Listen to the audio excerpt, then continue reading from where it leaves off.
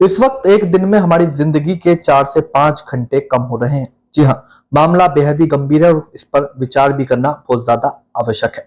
बढ़ते पोल्यूशन के कारण ये सारी स्थिति इस वक्त पैदा हो चुकी है। दिल्ली एनसीआर में बढ़ते प्रदूषण के कारण जो हवा का स्तर है वो बेहद ही खराब हो चुका है।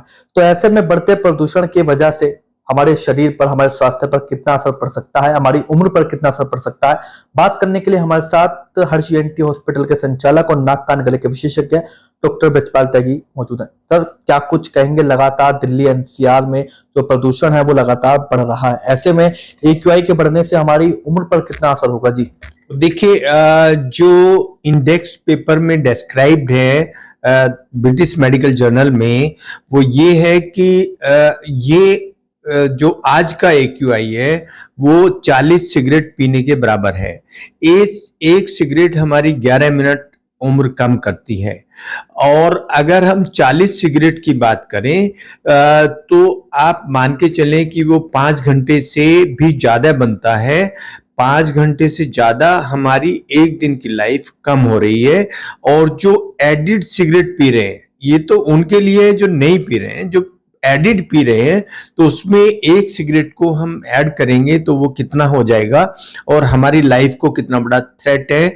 इवन जो अभी कोविड-19 आया था, जिसको हमने महामारी माना था, मैं इस वाले पोल्यूशन को जो आज हम देख रहे हैं, ये कोविड-19 से बड़ी महामारी मानता हूं।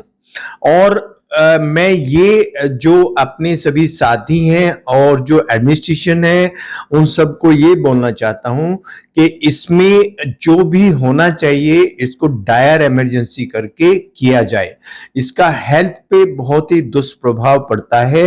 ये जो जितने PM 2.5 PM 10 जो कण हैं, वो हमारे नाक के रास्ते से जाते हैं, हमारे साइनस में इन्फेक्शन पैदा करते हैं, फिर सांस की नली में जाते हैं और फेफड़े की आखिरी यूनिट तक पहुंच के उसको ब्लॉक कर देते हैं, जहां से जो ऑक्सीजन हमारे शरीर में जानी चाहिए वो ऑक्सीजन हमारे शरीर में नहीं पहुंचती है और उसके पूरे शरीर पे, पूरी हेल्थ पे दुष्प्रभाव होने लगते हैं। तो हेल्थ का आपने जिक्र कर दिया, अगर कोई लापरवाही बरतता है और बढ़ते पोल्यूशन के कारण हमारे स्वास्थ्य पर कितना प्रभाव पड़ता है, कितना असर होता है? जी इसमें अगर हम 1 बाय 1 लें तो अगर हम आंखों पे चश्मा नहीं लगाएंगे तो हमारी जो आंख की ऊपरी झिल्ली है, जिसको कंजंक्टिवा बोलते हैं, उस पे सूजन पैदा हो जाती है, उसको कंजंक्टिवाइटिस बोलते हैं। उससे बचने के लिए हमें चश्मा पहनना बहुत जरूरी है। और अभी जैसा मैंने बताया, नाक के बारे में, साइनस के बारे में और अपने फेफड़े के बारे में, उससे ऊपर अगर हम फिर ब्रेन की बात करें तो ऑक्सीजन की कमी की वजह से ब्रेन स्ट्रोक होने का डर रहता है, जिसको हम सेरेब्रोवास्कुलर एक्सीडेंट बोलते हैं। और इससे 2 बीमारी और होती हैं जो कि ये स्टडीज हो चुकी हैं। एक तो एल्जाइमर है, एक है डिमेंशिया। ये भूलने वाली बीमारी होती हैं। और आजकल आपने ये सुना होगा कि कोविड के बाद भी सेम बीमारी के इलाज लोग ले रहे हैं, उसमें सूंघने की क्षमता कम होती है और भूलने की बीमारी होती है। सेम मैं पॉल्यूशन में देख रहा हूं। उसके साथ साथ हार्ट पे असर पड़ता है, क्योंकि ऑक्सीजन पूरी शरीर में नहीं जाएगी। अगर ऐसे पॉल्यूशन में कोई रिग्रेस एक्सरसाइज करता है, ज्यादा एक्सरसाइज करता है बाहर, तो उसको हार्ट अटैक होने की संभावना बहुत ज्यादा है। और फेफड़ों में इन्फेक्शन होने का बहुत डर है, एस्थमा का बढ़ने का बहुत ज्यादा होता है। जो छोटे बच्चे होते हैं, मतलब जो अभी गर्भ में है, प्रेग्नेंट वुमेन जो होती हैं, उनमें एक खतरनाक गैस जो पोल्यूशन में पाई जाती है वो N2O है और नाइट्रस ऑक्साइड है। वो जो ट्यूबल डिफेक्ट हैं, जो स्पाइन को इफेक्ट करते हैं और ब्रेन को इफेक्ट करते हैं, वो जो हमारे बच्चे हैं वो ब्रेन से और स्पाइन से अपंग पैदा होते हैं। अगर कोई ऐसी फीमेल जिसके गर्भ में बच्चा है, वो इस पॉल्यूशन में बाहर निकलती है बिना मास्क लगाए। जो छोटे बच्चे हैं, उनमें क्योंकि सांस के रास्ता छोटा होता है और इतनी ऑक्सीजन उनमें होती नहीं है, वो बाहर स्कूल में मेरे विचार से उनका जाना बंद कर देना चाहिए, उनको अंदर ही रखना चाहिए, क्योंकि वो स्कूल में जाएंगे, खेलेंगे तो उनको भी ये सब दिक्कतें हो सकती हैं। जो बुजुर्ग हैं या ऑलरेडी जो इम्यूनो कम्प्रोमाइज्ड लोग हैं, वो इसमें हाइपोक्सिया, ऑक्सीजन की कमी से उनकी डेथ हो सकती है। अगर वो बाहर निकलते हैं तो उनको भी इंडोर रहना चाहिए। और जो बीच वाले लोग हैं, जो डेली वर्कर हैं या जो हम जैसे हैं जो रोज ऑफिस में जाते हैं, ऑफिस का काम करना है, वो ये सावधानी रखें कि वो 4 लेयर कपड़े का मास्क लें और उसको अपनी नाक पे और मुंह पे लगाएं, ऊपर से चश्मा पहने जिससे आंख बच जाए, और वो उसको कम से कम 8 से 10 बार दिन में चेंज करें। उसको धोते रहें, उसको सुखाते रहें, उसको पहनते रहें। उसके साथ अधिकता में विटामिन सी लें, जो कि हमें नींबू में, मौसमी में मिलती है, और जिंक लें, जो एंटीऑक्सीडेंट का काम करता है। तो ये तो मैंने बताया है बचाव का साधन, हमें कैसे बचना चाहिए। तो सब खाने पीने की अगर हम बात करें तो ऐसी स्थिति में किस चीज का खान पीन करें और किस चीज से खाने को हम बचें जो हमारे लिए हानिकारक हो जी? इसमें ये जितने भी फ्राइड हैं वो सब हमें नहीं लेना चाहिए। इसमें हमें फाइबर ज्यादा लेना चाहिए और ऐसे फ्रूट्स लेने चाहिए जिनमें जूस ज्यादा है। अब ऐसे फ्रूट्स जो हैं जैसे पपीता अभी आ रहा है, या वो आ रहा है, मौसमी आ रहा है, और मतलब जिनमें जूसी जो जितने में हैं, सेब आ रहा है, और जो नारियल पानी है, वो जूस वाले जितने भी हैं वो हम ज्यादा लें।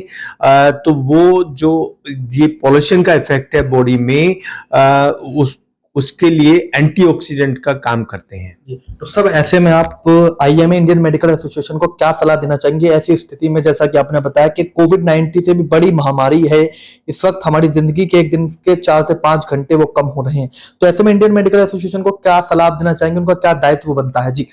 मैं इंडियन मेडिकल एसोसिएशन को अपनी ओर से ये सलाह देना चाहूंगा कि ये टाइम है बाहर निकलने का। हम लोग पूरी सावधानी से गांव-गांव जाएं, हर स्कूल में जाएं, हर कॉलेज में जाएं, और हमारे जितने भी एरियाज हैं उनमें टीम बना के जाएं और उनको इस पॉल्यूशन के हैजार्ड बताएं, समझाएं कि क्या क्या परेशानी लोगों को हो सकती हैं और उनसे हम कैसे बचें, क्या हमें खान पीन में रखना चाहिए, और क्या एंटीऑक्सीडेंट आपको दवाई लेनी चाहिए। और मास्क अगर आईएमए हमारा डिस्ट्रीब्यूट कर दे तो उससे बढ़िया कोई बात नहीं है। कुछ ऐसे हमारे पुअर पेशेंट हैं जो रात को बाहर ही सो जाते हैं, उनको कहीं कोई ऐसी वो नहीं है, जगह नहीं है।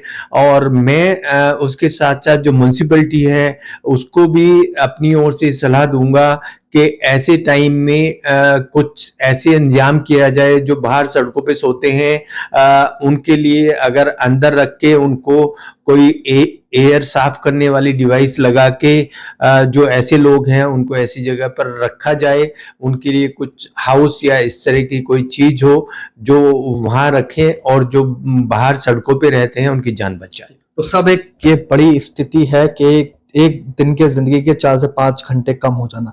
ऐसे में प्रशासन की तरफ से अभी तक कोई एडवाइजरी जारी नहीं की गई है, ना स्कूल में आप देख रहे हैं स्कूल की तरफ से भी ना कोई एडवाइजरी जारी की। हालांकि दिल्ली में स्कूल के 2 से 3 दिन के लिए स्कूल का अवकाश कर दिया गया, लेकिन गाजियाबाद की अगर हम बात करें तो गाजियाबाद में प्रशासन की तरफ से कोई एडवाइजरी नहीं जारी की गई। इसको लेकर आप क्या कुछ कहेंगे जी? इसको लेकर मैं वही बात बताना चाहूंगा कि ये एक हेल्थ इमरजेंसी है। हेल्थ इमरजेंसी को हमें सबको मिलके टैकल करना है। हम डॉक्टर्स को भी करना है, प्रशासन को भी मिलके करना है। तो मैं अपनी ओर से ये सलाह दूंगा जो हमारे एडमिनिस्ट्रेशन के कलीग हैं कि वो इन सब चीजों का ध्यान रखें। बच्चों के स्कूल की छुट्टी उस वक्त तक हो, ये जब तक पॉल्यूशन का लेवल 100 तक ना आ जाए। ऑनलाइन क्लासेज की जाएं, जैसे कोविड में ऑनलाइन क्लासेज हुई थी, वही सब एकदम शेड्यूल होना चाहिए। हम ये मान के चलें कि ये फिर से कोविड-19 आया है और उससे हमें अपने लोगों को बचाना है।